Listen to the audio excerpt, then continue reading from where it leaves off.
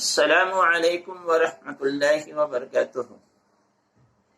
Myself, Abdul Haq, Diniya teacher, ZB Zakaria English High School. Welcome all of you in Diniya online classes. My dear students, today I will continue our 7th chapter, Recitation of Quran. In previous lecture, I have been explained the merits of recitations and the purpose of recitations. Today, I will explain the guidelines for recitation. First of all, we start from cleanliness. Be clean before recitation and perform wuzu. Allah says, La yamassuhu illa al-mutahharun. It is not touched but by clean and unpolluted people. Similarly, cleanliness of the place must also be taken care of. तिलावत के क्या आदाब हैं आज इसके बारे में हम पढ़ेंगे। तो सबसे पहली चीज क्लीनलीनेस यानी सफाई। तिलावत कुरान के लिए सबसे पहली चीज पाकी और सफाई है। हमें कुरान पाक की तिलावत से पहले पाक साफ होना चाहिए और बावजू होकर तिलावत करनी चाहिए। अल्लाह ताला इरशाद फरमाता है कुरान पाक में, ला यमुस्सुहु इल्लल मुतहहरून, कि इस किताब को न छुएं मगर पाक साफ लोग। तो जिस तरह तिलावत से पहले जिस्म और कपड़े पाक साफ होने चाहिए, बावजू होना चाहिए, ऐसे ही वो जगह भी पाक साफ होनी चाहिए जिस जगह बैठकर हम तिलावत कर रहे हैं। तो ये पहली शर्त है, पहला अदब है कुरान पाक की तिलावत का।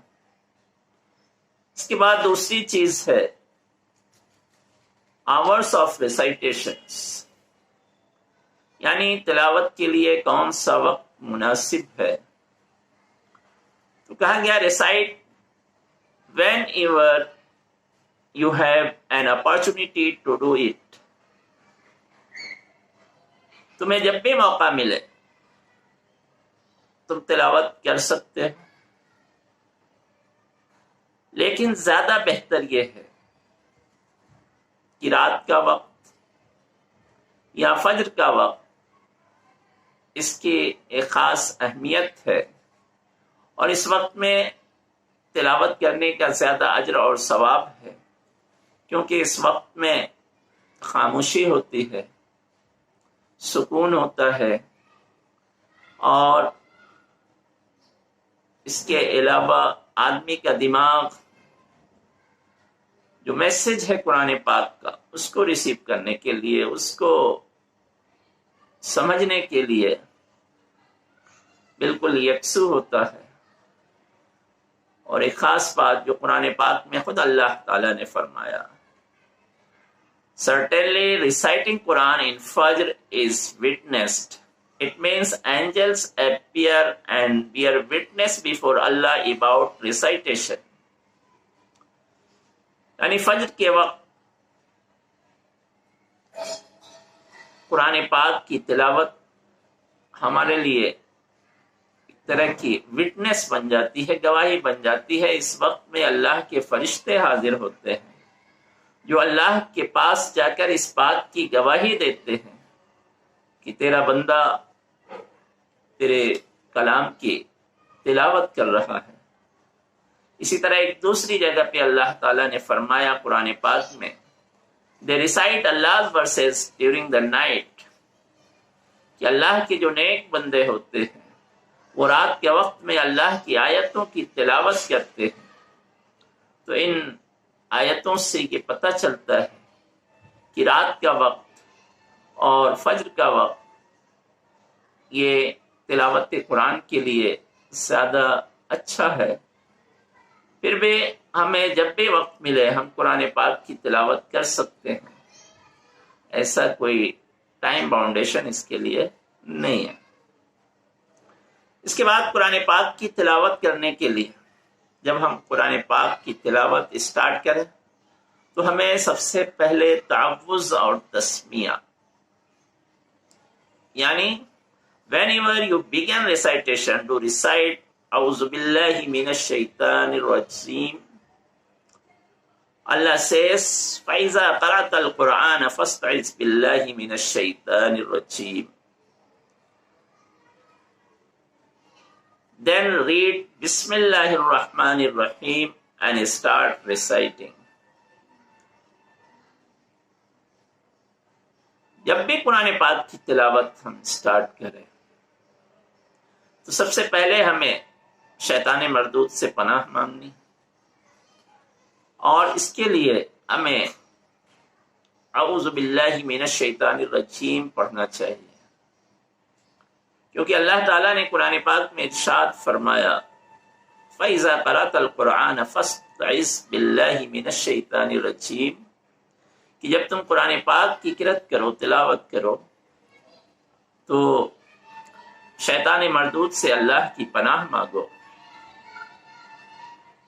تو اس سے یہ بات ثابت ہوتی ہے کہ جب کبھی ہم قرآن پاک پڑھنا شروع کریں تو پہلے اعوذ باللہ من الشیطان الرجیم پڑھیں اور پھر بسم اللہ الرحمن الرحیم پڑھ کر قرآن پاک کی تلاوت اسٹارٹ کریں، تو یہ قرآن پاک کے آداب میں سے ہے۔ اس کے بعد قرآن پاک کو کس طرح پڑھنا ہے، اپنی آواز کو کیسی رکھنا ہے، تو کہا گیا recite Quran with melody as Prophet sallallahu alaihi wasallam has instructed. Decorate Quran with your voice and your tone.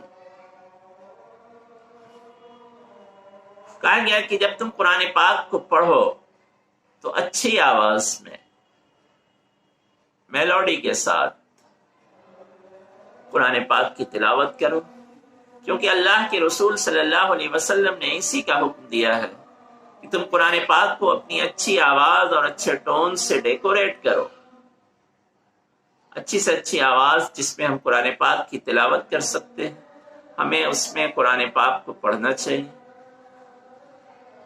اور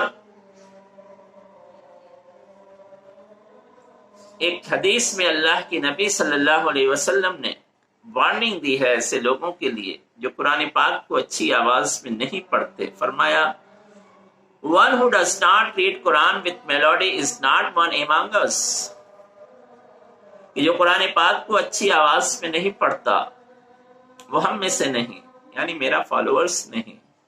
تو اس سے آپ اندازہ لگا سکتے ہیں کہ قرآن پاک کو اچھی آواز میں پڑھنا کتنا ضروری ہے۔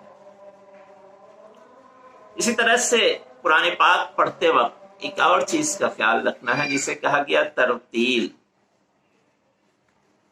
Read Quran with pause, with tartil and not in speed. Allah commands وَرَتِّلِ الْقُرْآنَ تَرْتِيلًا and read Quran with sufficient pauses. کہا گیا قرآن پاک کو ٹھہر ٹھہر کر پڑھو، ترتیل کے ساتھ، ہے نا، اسپیڈ میں نہیں۔ بہت سارے لوگ ہوتے ہیں جو اتنی اسپیڈ میں قرآن پاک کی تلاوت کرتے ہیں کہ الفاظ سمجھ میں نہیں آتے۔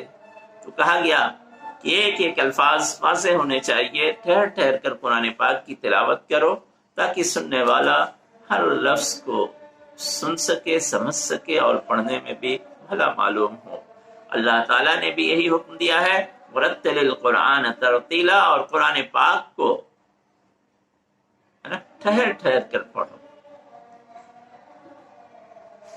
اس کے علاوہ recitation can be done both in loud and slow voice considering the time and the place. قرآن پاک کی تلاوت ہم تیز آواز میں بھی کر سکتے ہیں سلو آواز میں بھی کر سکتے ہیں. یہ ڈیپینڈ کرتا ہے ہمارے اس وقت پہ اور جگہ پہ جہاں ہم تلاوت کر رہے ہیں. اگر ہم ایسی جگہ پر تلاوت کر رہے ہیں جہاں لوگ قرآن کی آیتیں سننے کے لیے تیار ہیں تو پھر ہم تیز آواز میں تلاوت کریں، اور اگر لوگ سو رہے ہیں، ان کا ڈسٹرب ہوگا، تو پھر ایسے وقت میں ہمیں سلو وائس میں قرآن پاک کی تلاوت کرنی چاہیے. یہ چند آداب تھے، اس کے علاوہ بھی کچھ چیزیں اور ہیں جن کا خیال ہمیں قرآن پاک کی تلاوت میں رکھنا ہے. I will explain inshallah in next video some other things. Thank you very much.